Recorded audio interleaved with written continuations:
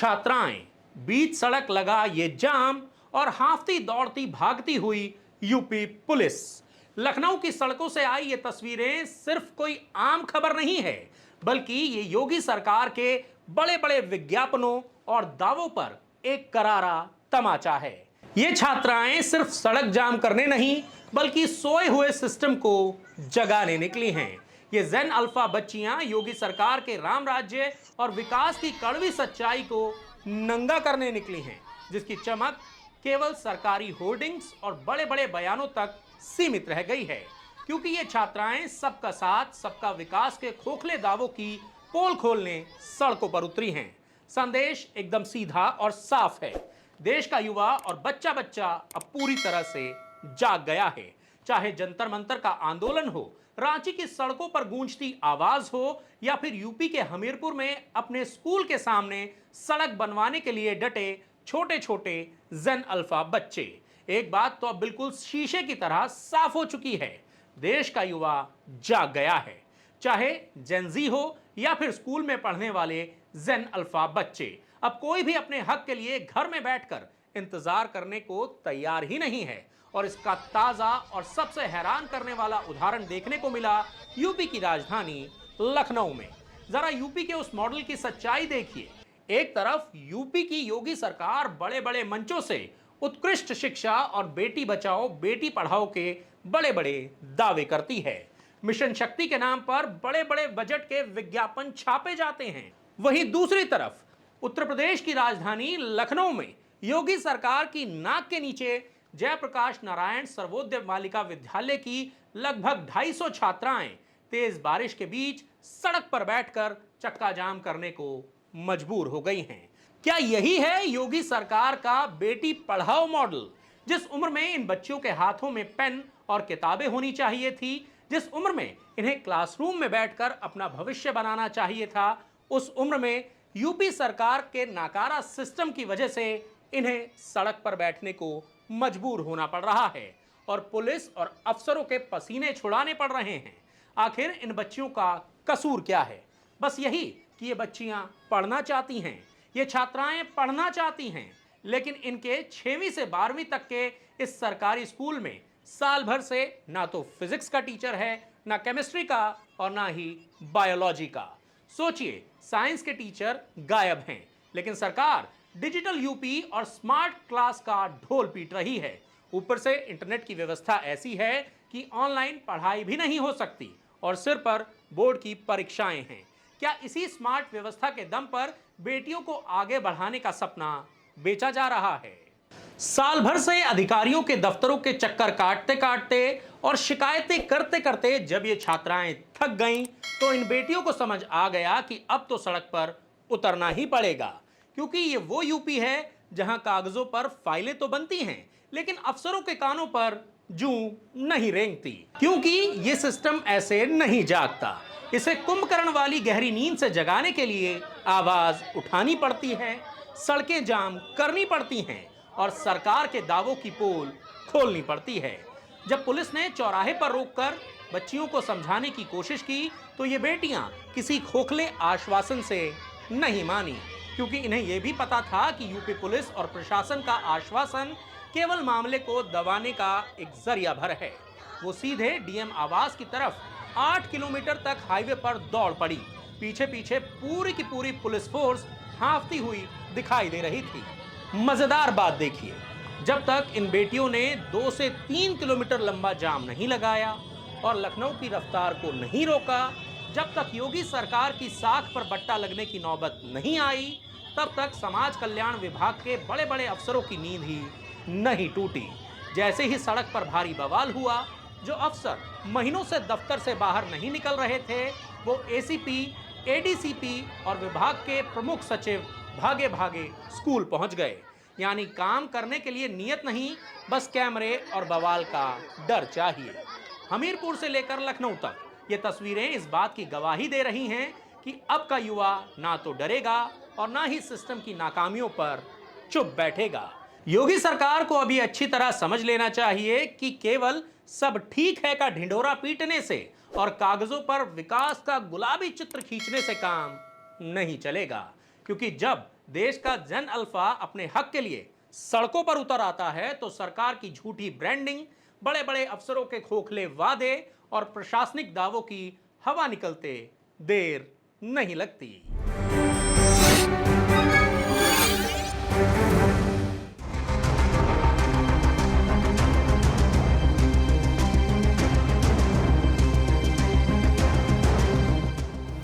पंजाब में एसआईआर ने मचाया कोहराम।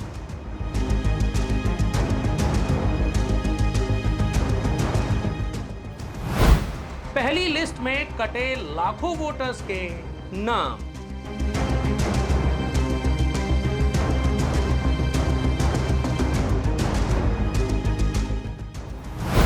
राजनीतिक पार्टियों की बढ़ी टेंशन।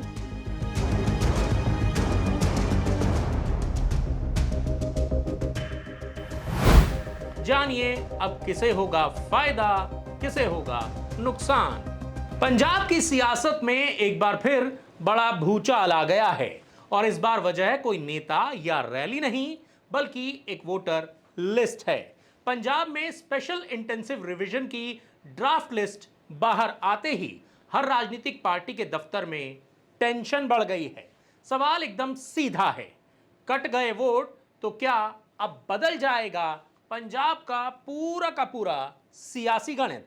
सियासी समीकरण के बदलाव को समझने के लिए आपको पंजाब के सूरत हाल को समझना होगा। पंजाब की कुल 117 विधानसभा सीटें हैं और आंकड़ों का खेल देखें तो एसआईआर की वजह से अब लगभग 75 सीटों पर हार और जीत का पूरा समीकरण बदल सकता है। अगर औसतन देखें तो राज्य की हर एक विधानसभा सीट से करीब 17,500 वोट साफ हो चुके हैं। और यह आंकड़ा कितना बड़ा है इसका अंदाजा आप इसी बात से लगा सकते हैं कि कई सीटों पर पिछली बार हार और जीत का अंतर इससे काफी कम था। सबसे बड़ा झटका लगा है उन 6 बड़े जिलों को जहां सबसे ज्यादा वोट काटे गए हैं। इन जिलों में आती है कुल 52 विधानसभा सीटें। अब 2022 के चुनाव को याद कीजिए, इन 52 में से 39 सीटों पर आम आदमी पार्टी ने कब्जा जमाया था, 11 सीटें कांग्रेस को मिली थी और 2 सीटें अकाली दल के पास गई थी। अब सवाल ये उठ रहा है कि आखिर इतने वोट कटे क्यों हैं? पहला कारण है लुधियाना, जालंधर और मोहाली जैसे इंडस्ट्रियल शहरों में रहने वाले प्रवासी मजदूर और किराएदार। दूसरा बड़ा कारण है अमृतसर और पटियाला जैसे इलाकों से बड़ी संख्या में विदेश शिफ्ट हो चुके लोग और डुप्लीकेट वोटर्स का सफाया। लेकिन सबसे जबरदस्त टक्कर तो उन 35 सीटों पर देखने को मिलेगी जहां पिछले चुनाव में हार जीत का अंतर 10,000 वोटों से भी कम का था। सोचिए, जहां जीत का अंतर 3 या 5,000 वोट था वहां अब 15 से 30,000 वोट कट चुके हैं या फिर पेंडिंग है। जब कटने वाले वोटों की संख्या जीत के मार्जिन से 3 गुना हो जाएगी तो वहां बाजी का पलटना लगभग तय माना जाता है। और चूंकि इनमें से ज्यादातर सीटें सत्ताधारी पार्टी के पास थी, इसीलिए यह वोटों का कटना सबसे बड़ा सिरदर्द मौजूदा सत्ताधारी पार्टी यानी आम आदमी पार्टी के लिए बना हुआ है। एक्सपर्ट्स का मानना है कि पंजाब में कुल 20 लाख से ज्यादा वोटों का फेरबदल हुआ है। कई प्रवासी मजदूरों ने अपने गृह राज्यों में वोट बनवा लिए हैं तो लाखों ऐसे वोटर्स निकले हैं जिनका कोई अता पता ही नहीं है। अब देखना यह होगा कि क्या पार्टियां अपने कटे हुए वास्तविक वोटों को फिर से वोटर लिस्ट में जुड़वा पाएंगी या फिर इस नई वोटर लिस्ट के दम पर पंजाब में कोई नया सियासी इतिहास लिखा जाएगा। तो ऐसे में पंजाब में होने वाला अगला विधानसभा चुनाव काफी दिलचस्प और मजेदार होने वाला है। ऐसे में देखना होगा कि क्या आम आदमी पार्टी एक बार फिर से पंजाब में सत्ता पर काबिज हो पाएगी या फिर पंजाब की जनता किसी दूसरी पार्टी को सरकार बनाने का मौका देगी।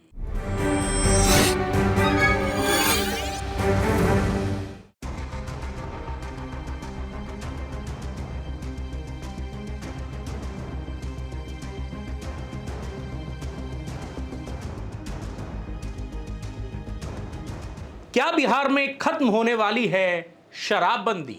बिहार में शराबबंदी का मुद्दा एक बार फिर से सुर्खियां बटोर रहा है और इन सुर्खियों की वजह है एक रिपोर्ट।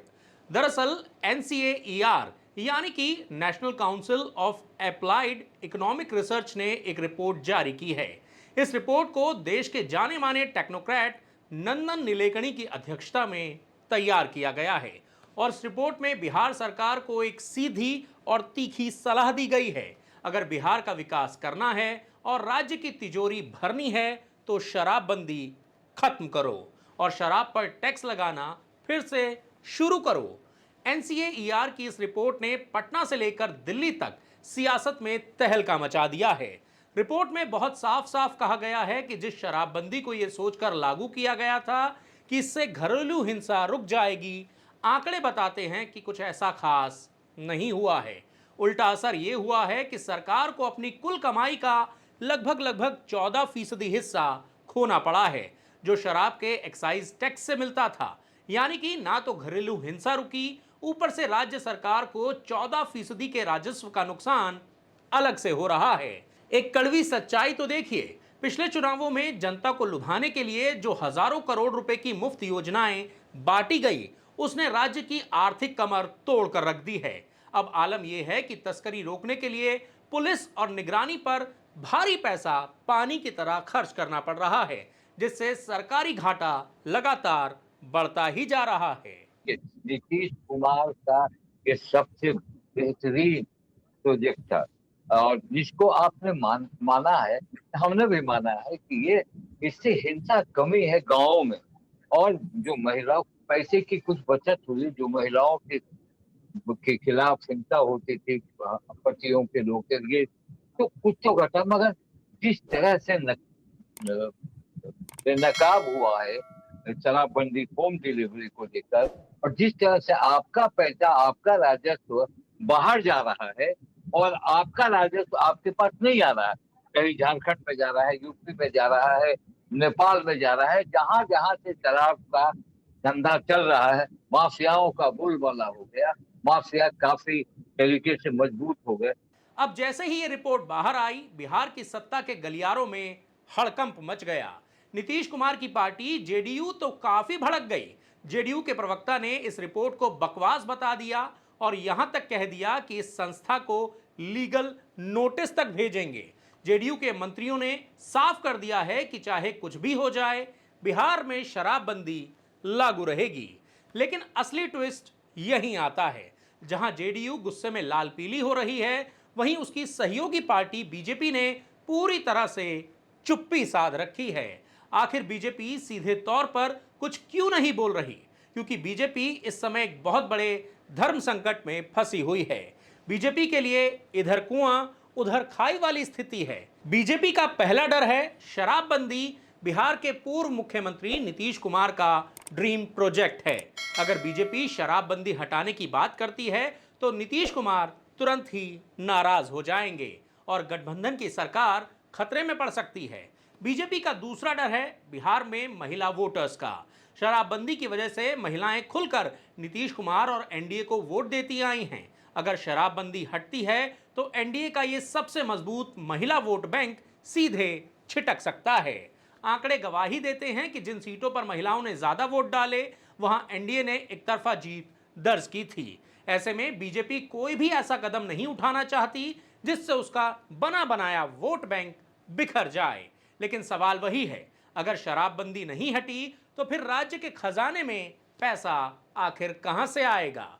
फ्री की योजनाओं का खर्च कैसे चलेगा? ये सरकार को सोचना चाहिए। अगर शराबबंदी है तो उस पर नकेल तो कसना ही चाहिए कि कौन कहां से कितना पैसा आ रहा है, क्या आ रहा है। तो मुझे लगता है कि सरकार इस मामले में फंसी दिख रही है। अगर गठबंधन की राजनीति चलती है तो कहीं ना कहीं सरकार को सोचना पड़ता है। और ये आपने सही कहा कि रेवेन्यू जरूर, अब बीजेपी वाले 3.15 कहते, बीजेपी कहता है, जेडीयू वाले 3.15% रेवेन्यू टोटल बोलते हैं कि एक्साइज से आता है। तो अब देखना होगा कि राज्य की आर्थिक बदहाली को कैसे दूर करते हैं सम्राट चौधरी और किस तरह आगे ले जाते हैं। तो क्या इसका कोई रास्ता है? पॉलिटिकल एक्सपर्ट्स का मानना है कि सरकार के पास बिना किसी सियासी नुकसान के इस कानून से पीछा छुड़ाने का केवल एक ही जरिया बचा है और वो है सुप्रीम कोर्ट। दरअसल 2016 में पटना हाईकोर्ट ने इस शराबबंदी को असंवैधानिक करार देते हुए रद्द कर दिया था, लेकिन राज्य सरकार सुप्रीम कोर्ट चली गई, जहां से इस फैसले पर स्टे लग गया। अब अगर सुप्रीम कोर्ट इस मामले में अपना अंतिम फैसला सुनाते हुए इस कानून को रद्द कर देता है तो बीजेपी और एनडीए सरकार राहत की सांस लेगी। तब सरकार जनता और जेडीयू दोनों के सामने यह बहाना बना सकती है कि हम तो शराबबंदी को जारी रखना चाहते थे, लेकिन क्या करें, कोर्ट का आदेश है तो मानना ही पड़ेगा। अब देखना दिलचस्प होगा कि क्या बिहार सरकार सुप्रीम कोर्ट के इस फैसले का इंतजार करेगी या फिर खाली खजाने को भरने के लिए कोई नया सियासी दांव चलेगी।